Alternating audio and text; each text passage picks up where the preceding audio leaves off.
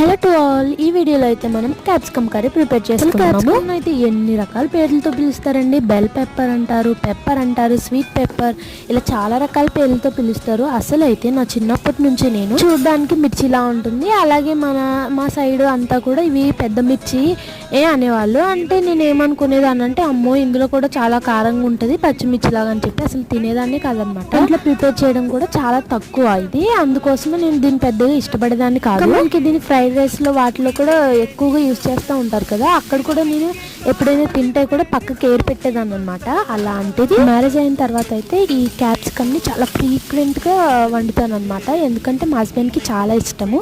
అందుకోసమే నాకు కూడా ఫేవరెట్ అయిపోయింది. ఏదైనా వండేటట్టు వండాలే కానీ అన్ని బాగుంటాయి కదా. కర్రీలో కొంచెం అల్లం వెల్లుల్లి పేస్ట్, ధనియా పౌడర్, కొంచెం గరం మసాలా యాడ్ చేసి మసాలా కర్రీలా ప్రిపేర్ చేసామంటే సూపర్ కర్రీ కాబట్టి దీనికి కాంబినేషన్గా కర్రీలో మజ్జిగ పులుసు అయితే చేసి